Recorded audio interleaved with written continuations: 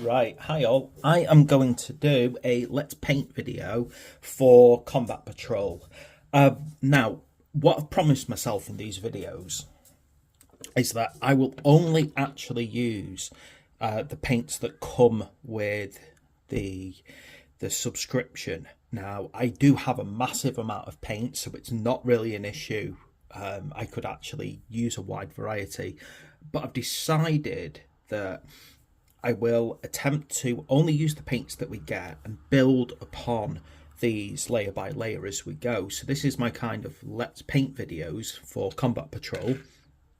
Because I refuse to be a slave to convention, I've come up with my own colour scheme using only these. So what I'm going to do today is I'm going to call this Let's Paint Combat Patrol issue 4.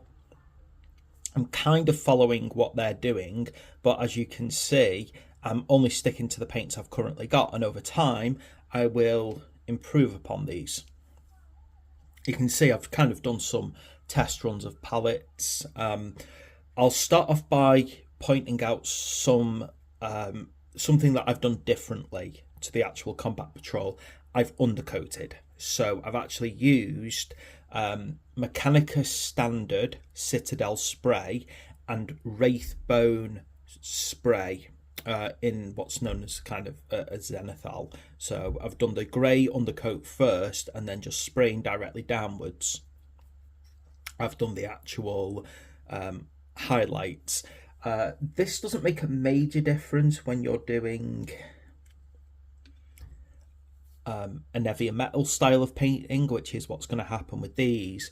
However, when you learn to get better at painting, you will start to find that using contrast paints works very well if you layer your undercoat and your spray undercoat as if the light is coming from a particular direction. But I don't want to go over that at the moment. Let's start out then with some basics. Now I'm going to try and I've got the standard Citadel brush that you get with the paint issue. I'm going to admit, I mean, you can see I've used it a few times now and it's already started to kind of split and fray. It's unfortunate, but you know, cheap brushes, you get what you pay for. You can get other brushes, so you can get different brushes by different manufacturers, which is always, you know, worth looking into. Again, here's examples of more Citadel brushes. You can see this is a small layering brush. I do have a very lovely set of Artist Opus brushes. I've decided not to use them, basically because I think, you know, I'm trying to kind of say let's follow, you know, let's basically follow what what the magazines are doing. However, you will see me use different brushes if I need to do a bit of fine detailing. Okay, so I'm gonna get going on this now.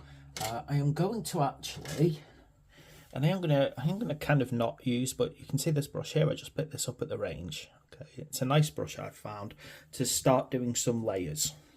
So I've already started painting these. One good thing about push fit models is you can pull them apart in order to help painting become easier.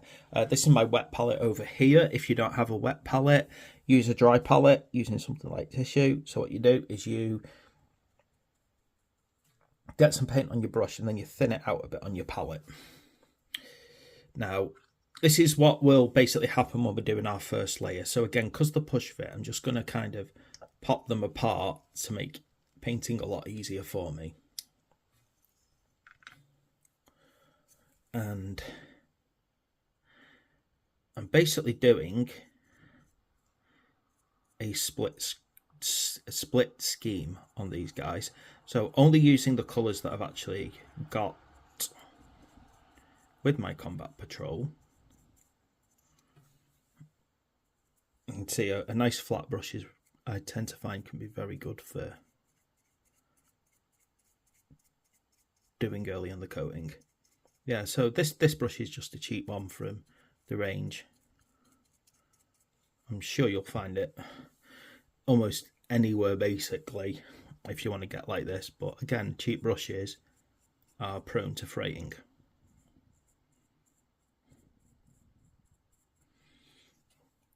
I'm also trying to be mindful. So I'm going for a split scheme, which means trying to end, one part early on. As I said, I don't want to be using my very good quality brushes because people who are potentially following these tutorials probably don't have very good quality brushes at home, so why not show you how to do it with something that isn't amazing quality.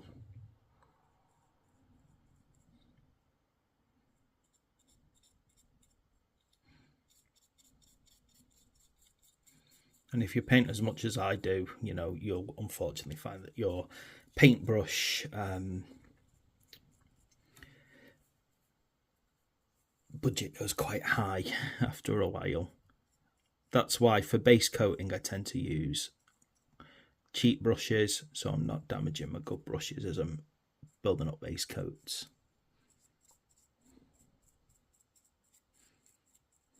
But I do tend to find that a flat brush like this is one of the better ones I've personally found when I'm doing base coats.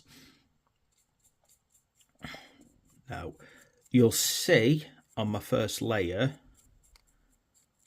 there's kind of like a streaky effect. You can't really get past that, but what we are trying to do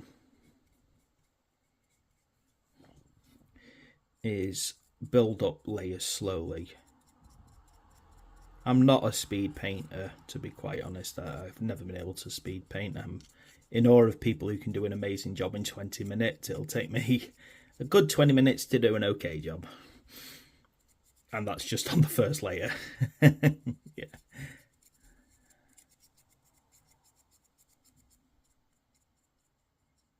Now, if you read your Combat Patrol's painting guide, it's quite overzealous, telling you to pretty much put the paint everywhere on the model as a base coat. The reason I won't do that is because I've been painting for a long time, so I know that that's not going to be a good long-term strategy. However, if you are new to painting, don't have the ability to spray undercoat, the point of having a full base coat is to make sure that you've got base layers down and ready. Because if you don't spray, you need some kind of base colour on there to hold the paint that you're going to put later on. And that's why they kind of say put the blue everywhere. If you're doing the ultramarines, they just kind of say put the blue on every single part of it. But I'm not doing that because although I'm only going to use the colours that we get in this, I'm still kind of planning ahead.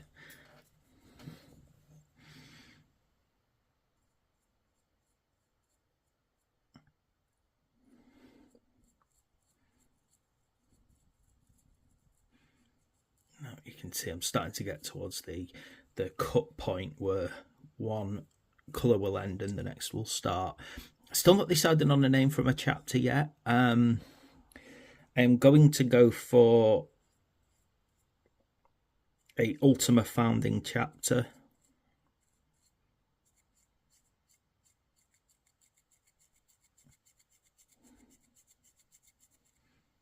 And I'm not going to deny it.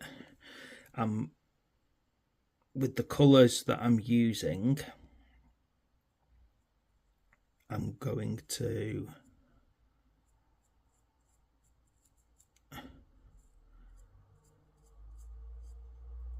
not go for what you might call a standard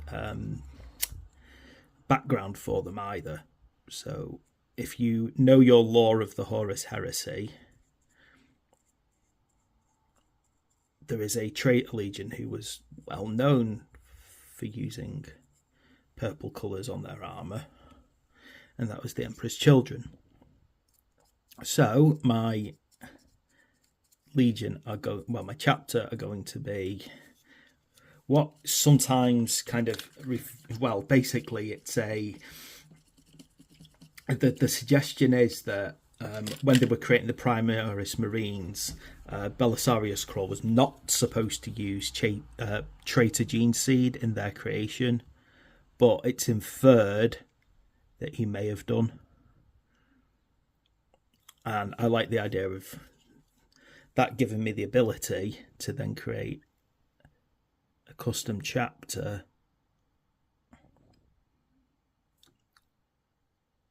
based on them.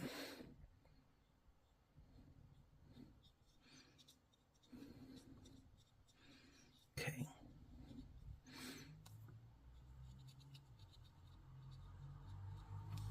Now, the hard part is here, is that I'm trying to get into these last little bits.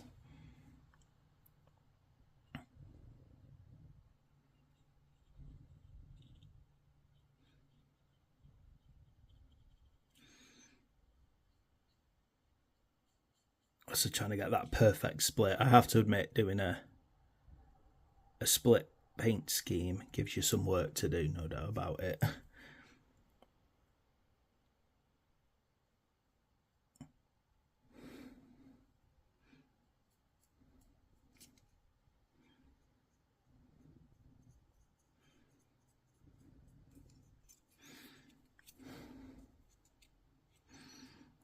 Let me just finish this little bit off, and then I can show you what to do once you've got your first layer on.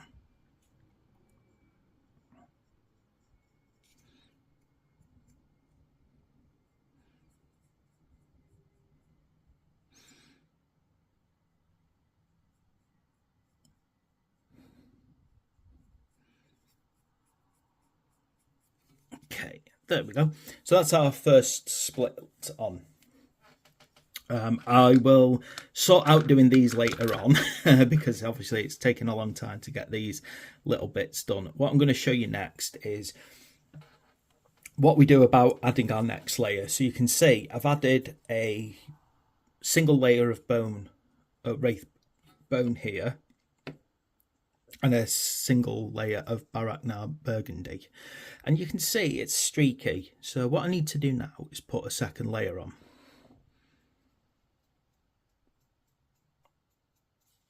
And you can see that if you do it right, your second layer pretty much will finish the effect.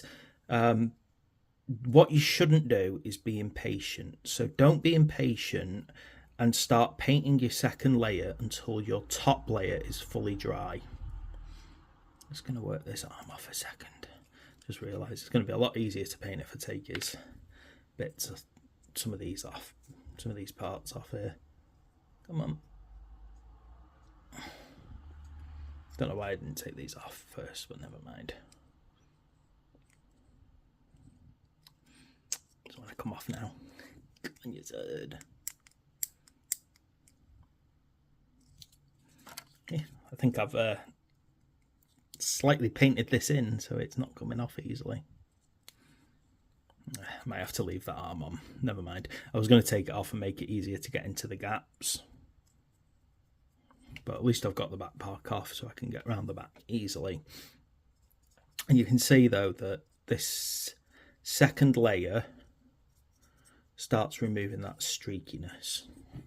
It's though, because I'm trying to do a split colour scheme, having a more fine detail brush at this point would be very, very beneficial to just give me a bit more control as I reach the edges. Now I do have some smaller brushes, so I'll probably grab one in a second and show you what they look like basically.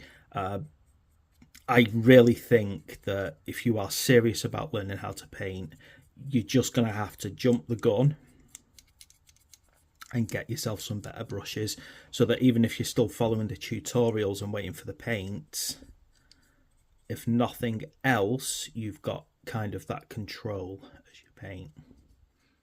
Because as you can see, this thing splits so quickly.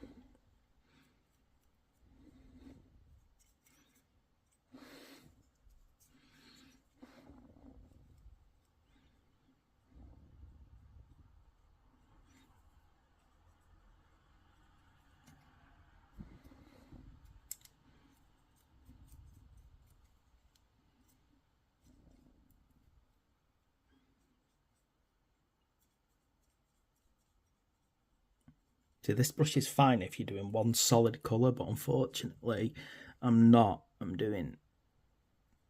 trying to keep myself from going over. And for this, it's very difficult. You can see though, now that I've got that second layer on, it's looking less streaky. Same with the backpack, you know, just do that.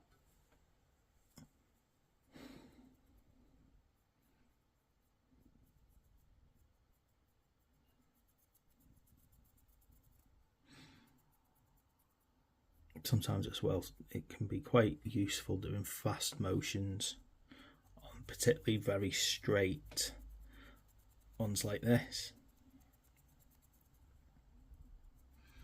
That's a great way as well of getting shadow if you do it fast enough. Right,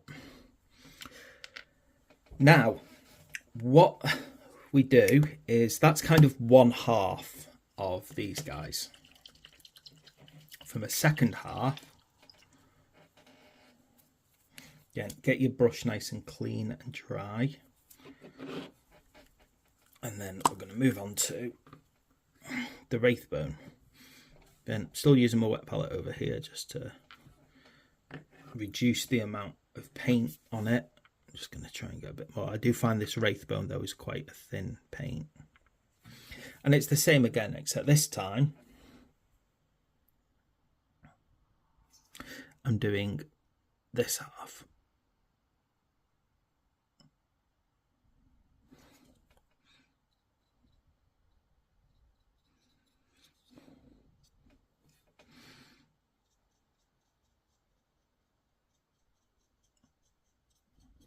Starting off with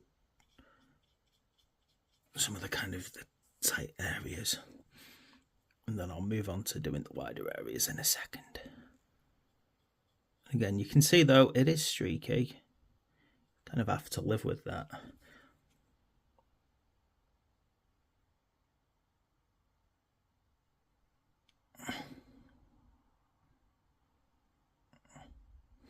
See, I like doing Space Marines with different colour schemes to the standard one, and unfortunately because we only have 3 paints in Combat Patrol so far, I've had to do a colour scheme using what I've got available. So that's it really, don't have much choice, but I actually like the colour scheme that I'm going for. I'm actually really settled on it. I think it's a good split colour. Still haven't thought up a name for my chapter yet. Said I want it to convey, I want it to be obvious, you know, that they're an Emperor's Children successor factor, you know, chapter. I don't want to pretend that it's not. It's exactly what it is. But by the same logic, you can't just call them the Emperor's Children, because that just doesn't make sense lore-wise. If Cole had just blatantly called them the Emperor's Children, it would have it would have flagged.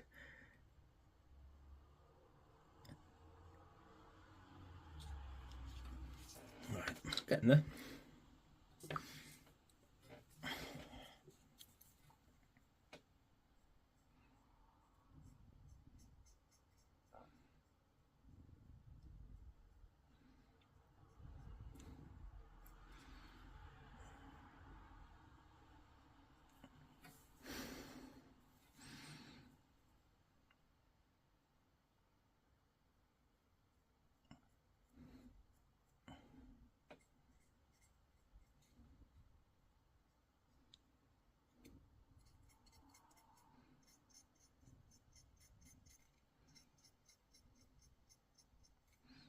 Right, okay, get onto my wider brush now.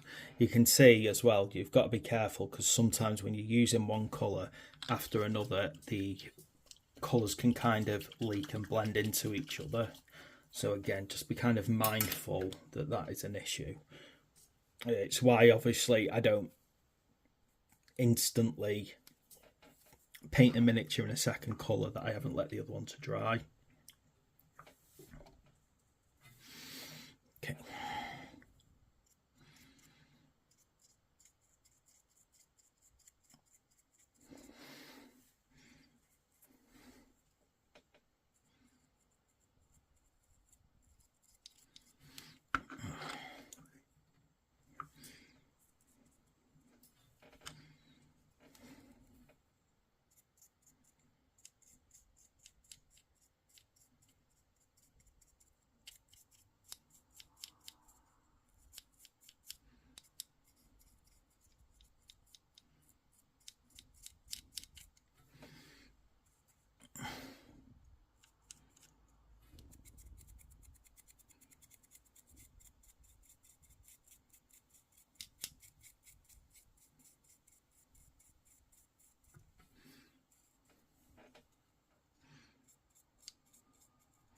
don't know why I give myself work. I should have just gone for one solid colour across the whole model, but I have to do things my own way, don't I, no matter what.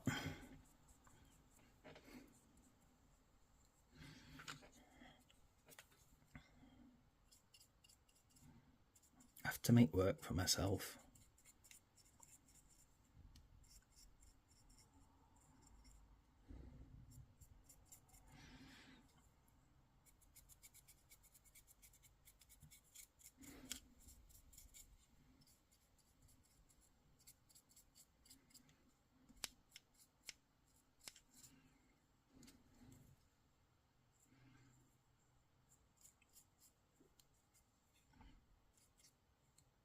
Just gone over there.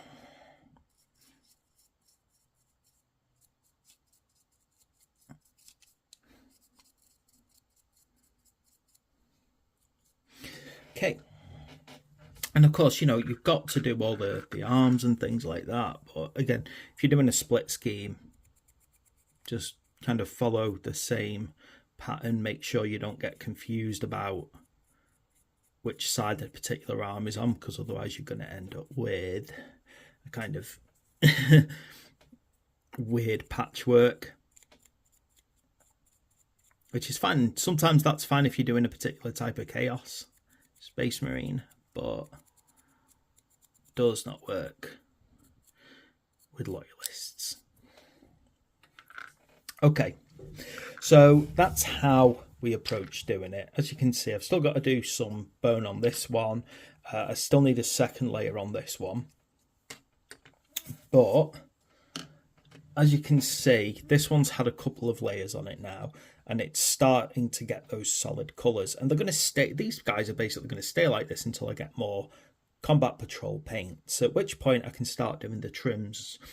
Now, as I said, if you don't have the ability to do a spray undercoat, you're going to have to do a complete base coat over them, really. But if you're trying to follow this pattern, I would say stick to how I'm doing it. I would potentially say just go out and get yourself, if nothing else, some Mechanicus Standard. Although I would say that don't just get any spray paint, make sure you get ones that are designed for models. So don't just go get a can of car spray paint. It just won't work. It'll just do a terrible job. Now, before I finish up, I'll just show you where I'm up to on this guy. So I've done the same split scheme on this guy. I've not started the bone colour yet, but I have started the purple. Now, in order to make them look more like an Emperor's Children successive chapter, I've swapped his head for a different one that I have in a previous Primaris kit that I bought.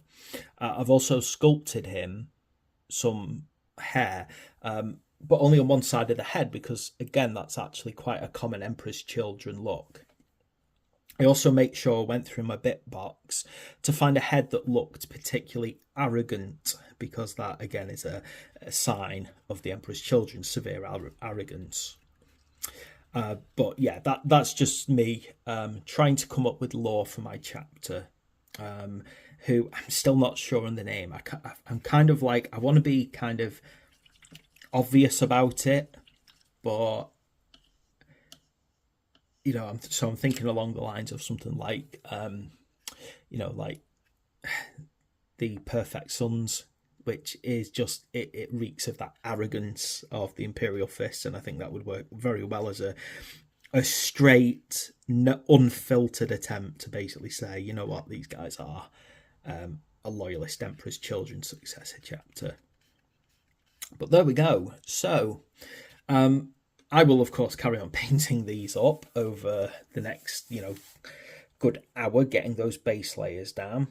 And then I shall look at doing the Tyranid ones from issue 5. I think we move on to those. So, thanks for watching. Please like and subscribe. And I shall see you next time.